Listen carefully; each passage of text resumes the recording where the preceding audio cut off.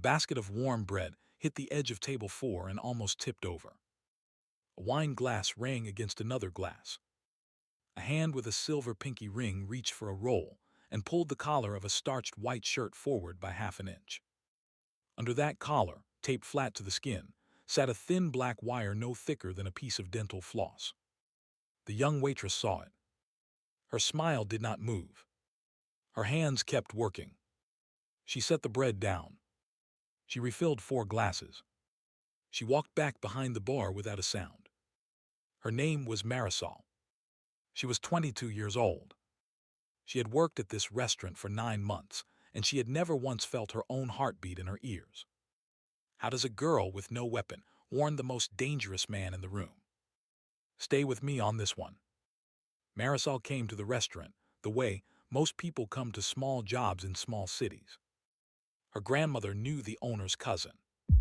Her grandmother vouched for her over a phone call that lasted 4 minutes. That was enough. She started on a Tuesday. She wore a clean white blouse and a black apron, and her hair pulled back into a low braid. The owner shook her hand and looked at her face for 1 extra second, and then nodded and told the floor manager to put her on bread and water. She did bread and water for 6 weeks. She did salads for 2 more. By the 3rd month, she was on full tables. By the 5th month, she was the youngest waitress on the floor and the only one who never wrote an order down. She remembered. That was the thing about Marisol. She remembered everything she saw and everything she heard and everything in between.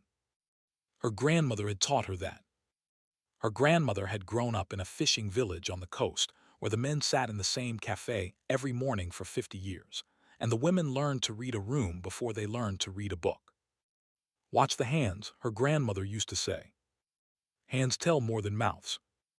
A man who lies with his mouth still tells the truth with his hands. The restaurant sat on a quiet street 2 blocks from the water. Brick front. Wooden door. A small painted sign with 1 word on it in green letters. Inside it was warm and low, and lit by candles that the busboys replaced every night at 5. The tables were heavy oak. The chairs were leather. The walls were covered in framed black and white photographs of a town nobody at the restaurant had ever lived in. Table 4 sat in the back corner, against the wall, under a small painting of a harbor. It was the quietest table in the restaurant. It had a clear view of both the front door and the kitchen door. No other table had that view.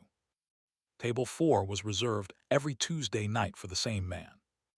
He arrived at 7. He left at 9:30. He ordered the same dish. He paid in cash.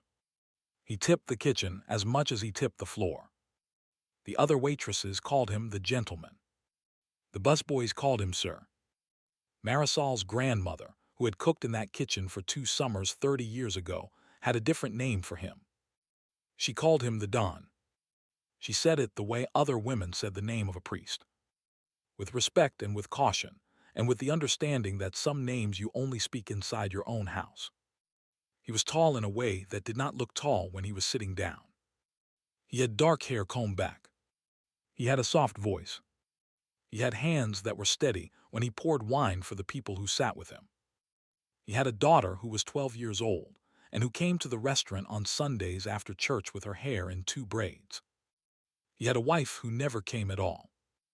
Marisol had served his table 11 times in 9 months. He always thanked her by name. He always asked about her grandmother.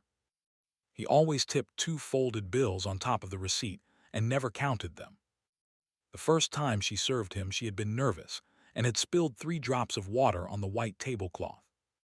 He had taken his napkin and laid it over the drops himself before she could apologize. He had smiled and said it was nothing. He had said it the way her grandfather used to say it. Gentle and final. She had learned the rhythm of the table by her 4th visit. 2 men sat with him most nights. 1 old, 1 younger. The old one was called the captain by the busboys, though never to his face. The younger one was a quiet man with thick wrists who never finished his wine.